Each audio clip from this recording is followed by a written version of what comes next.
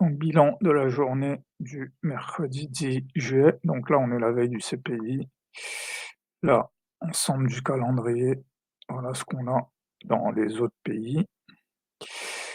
Donc là, en termes de earnings, on est aussi la veille des earnings de PepsiCo, donc ça peut avoir son importance. La clé ici, c'est le easy mode, 2 jours d'accumulation forte probable d'extension et CPI front run probable, donc il faut être disponible pour un open achat, rien de JP, vente, rien de BJP. Ces journées, c'est vraiment faut vraiment pas se compliquer la vie, en fait. C'est vraiment des moments où le marché est en easy mode, donc faut pas se compliquer la vie. Donc ici, les good game, le dos est en phase de stagnation et de break hash, j'achète et le S&P est en rien AJP et je vends. En fait, c'est de prendre des signaux opposés sur les indices sans faire de surajout et de sursize. Ça, c'est important. En fait, quand les marchés sont divergents, je peux prendre des signaux en opposé, mais il ne faut pas faire de sursize et de surachat. Un autre point intéressant, c'est j'attends la convergence, le S&P en rêve H, le Dow en STH-PH, le NQ en rêve H et le DXY en baisse avant de commencer à faire du surajout et du sursize. Ça, c'est très important. La convergence et la divergence avec le DXY pour commencer à faire du surajout.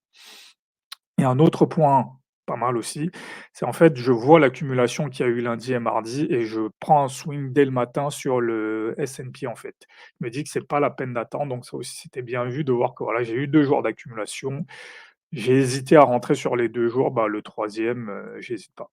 Et là, il y a du sous-risque. En fait, le marché en price discovery, j'attends au lieu de me dire: «Il y a un CPI front run et un breakout mode AJP», donc AJ breakout mode et AJP devient support, donc il faut faire du sursize et du surachat. Ça, en fait, c'est quand le marché rentre en price discovery, je peux avoir tendance à me dire qu'il faut peut-être pas faire du sursize, mais en fait, le price discovery, c'est pas un motif pour pas faire de sursize. C'est juste un si j'ai des signaux, je les traite normalement. Et aussi un autre truc, bon ça je le note, je l'ai pas noté, mais c'est aussi un truc où c'est un peu du bear market PTSD où quand le marché est en hausse, j'ai tendance à m'imaginer qu'il va se retourner alors qu'il faut juste acheter. Ça aussi, c'est un truc dont il faut que je me débarrasse.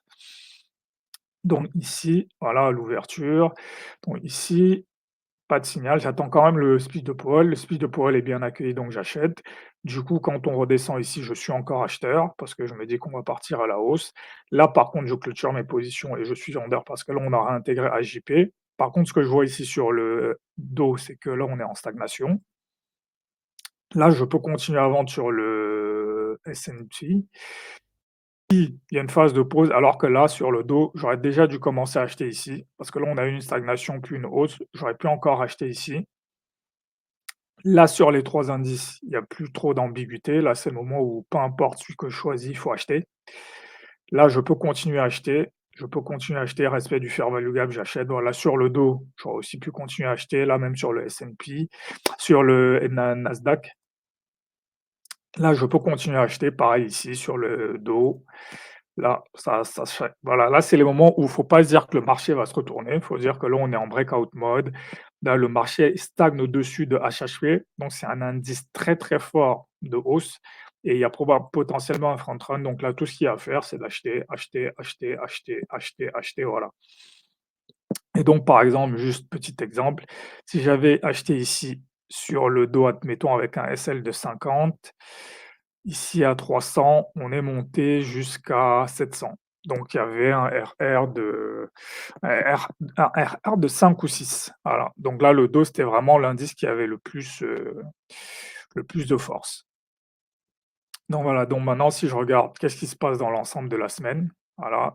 Ici, phase d'accumulation sur lundi, mardi et puis extension. C'est la même chose sur les 3 indices, donc très simple, très simple à lire. Donc voilà, si je regarde le dos ici,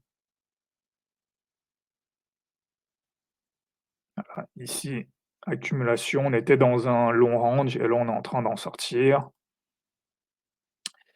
Le Nasdaq, pareil. Le Nasdaq, voilà, on fait des hauts, des plus hauts, des plus hauts. Donc voilà.